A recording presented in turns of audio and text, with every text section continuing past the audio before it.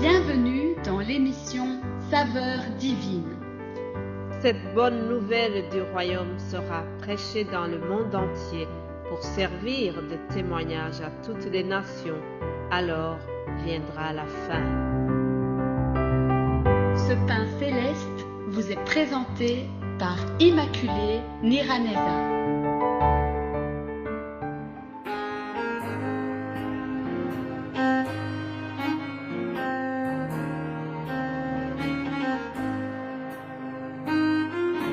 Bienvenue très chers amis à l'écoute de cette émission, que la paix de Christ soit avec vous.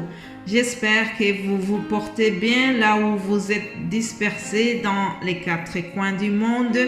Je bénis le Seigneur qui me donne encore la vie aujourd'hui et je le remercie surtout parce qu'il prend soin de son œuvre. Bien-aimé en Christ, ce ministère, c'est l'œuvre de Dieu. Ce n'est pas une affaire de quelques personnes, mais c'est l'affaire de Dieu seul. Je remercie Dieu car il prend soin de cette œuvre. Alléluia. Vous avez remarqué qu'hier, il y a notre sœur qui nous a présenté l'émission. Qu'elle soit bénie. Alors, aussi, je voudrais rappeler que cette semaine, nous sommes en train de parler à propos de la rédemption, notre rédemption. Jésus-Christ a payé cher.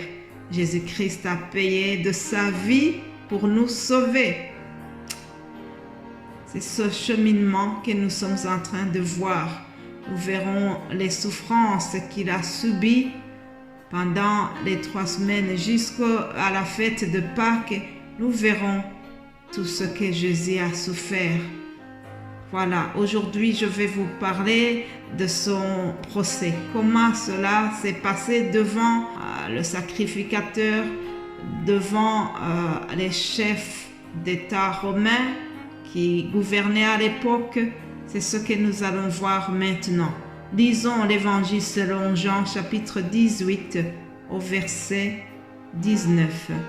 Le souverain sacrificateur interrogea Jésus sur ses disciples et sur sa doctrine. Jésus lui répondit: J'ai parlé ouvertement au monde.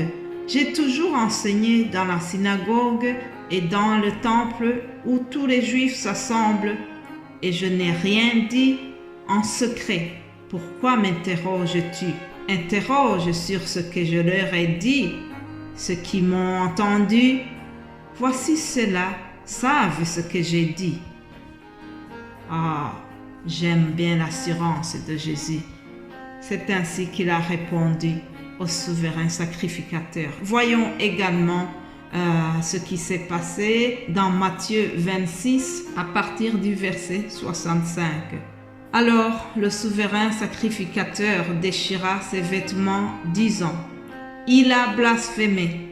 Qu'avons-nous encore besoin de témoins? Voici, vous venez d'entendre son blasphème. Que vous en semble? Ils répondirent: Il mérite la mort. Là-dessus, ils lui crachèrent au visage. Ils lui donnèrent des coups de poing et des soufflets en disant: Christ prophétise. Dis-nous qui t'a frappé. Voilà, les bien-aimés de Dieu. Ici, nous sommes dans une scène terrible. Jésus-Christ, le Fils de Dieu, on lui a craché sur le visage. Qu'est-ce qui se passe ici? Jésus-Christ donc est amené devant le Sanhédrin. C'est l'instance, la cour suprême de la communauté juive. Je vous signale que le Sanhédrin, en réalité, il n'avait même pas le droit de faire exécuter des sentences de mort. Ce n'était pas à eux de juger les affaires concernant les sentences de mort. C'est-à-dire, ces chefs religieux, ils sont en infraction. Et par après, les choses ont été corrigées. C'est pour cela que Jésus a été amené devant le gouverneur romain. Il est devant le gouverneur romain, c'est lui qui doit juger des affaires pareilles. Pendant toutes ces semaines qui précèdent la fête de Pâques, je voudrais que nous prenions conscience de comment Jésus-Christ a souffert. Lui qui était un innocent, il a souffert pour nous sauver. Il fallait chercher un motif de condamnation. Comme il ne trouvait pas, on a dit que Jésus a commis un sacrilège contre le temple. Ah, c'était vraiment un sacrilège. Il a dit qu'il est capable de reconstruire le temple dans 3 jours. Ils n'ont pas compris cette image. Alors ils ont trouvé cela comme un sacrilège contre le temple, ce temple qui avait pris beaucoup d'années pour être construit.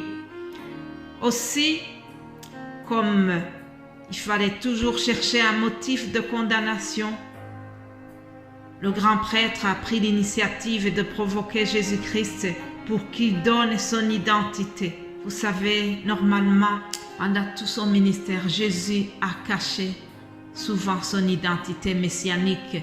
Lorsqu'il sauvait, lorsqu'il guérissait les gens, il y en a qui il a demandé de ne pas le dire. Jésus voulait cacher son identité messianique. Il fallait attendre que le temps d'accomplissement de sa mission arrive. L'heure n'était pas encore là, mais cette fois-ci, dans cette scène devant le souverain sacrificateur, l'heure approche. Alors Jésus va révéler son identité messianique. On lui a dit, je t'adjure par le Dieu vivant de nous dire si tu es le Christ, le Fils de Dieu.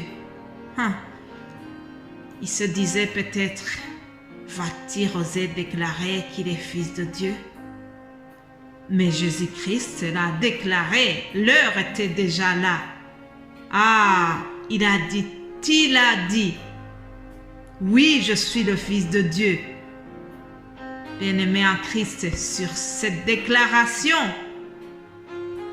la colère est montée. Alors, ils ont dit, il a blasphémé. Il a blasphémé. Qu'avons-nous encore besoin de témoins? C'est ce que nous lisons dans Matthieu 26, verset 65. Nous n'avons plus besoin de témoins. Il a osé déclarer qu'il est Dieu. Et cela, c'est vraiment la goutte qui a fait déborder le vase. Alors, pour eux, c'était suffisant. Les 2 motifs de condamnation à mort étaient suffisants. Bien-aimés en Christ, sur ça, ils ont craché au visage de notre Seigneur. On lui a donné des coups de poing. On a humilié le Christ. Jésus-Christ a été humilié pour que toi et moi nous soyons sauvés. Jésus-Christ a été injurié pour que toi et moi nous soyons sauvés.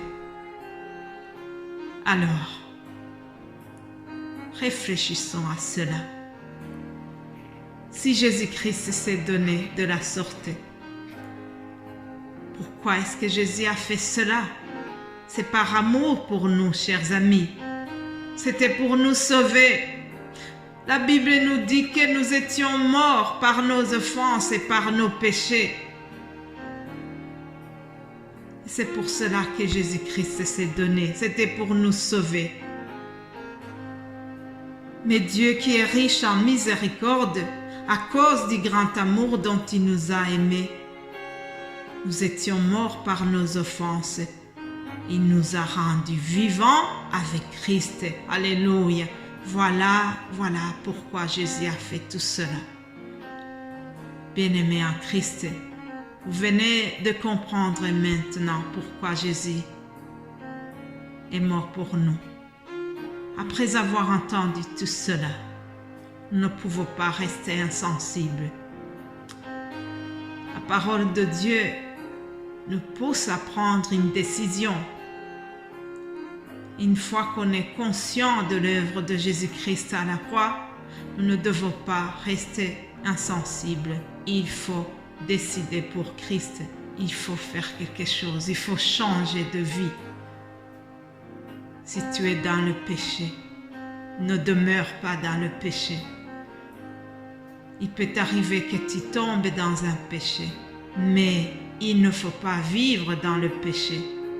Il ne faut pas faire les péchés d'une habitude. Il faut sortir du péché. Il faut demander pardon à Jésus. Je vais prier pour terminer ce message. Père Céleste, je te remercie. Merci beaucoup pour avoir envoyé ton Fils Jésus-Christ. Merci pour l'œuvre à la croix, Seigneur. Merci Jésus, parce que tu t'es donné pour nous sauver. Je prie pour toute personne qui ne te connaît pas encore, qu'elle prenne la décision de venir à Christ. Merci Seigneur, merci pour l'œuvre à la croix. Merci Saint-Esprit de Dieu, toi qui convaincs, tu as le pouvoir de convaincre le monde du péché. Merci Seigneur. C'est au nom de Jésus-Christ que j'ai prié. Amen.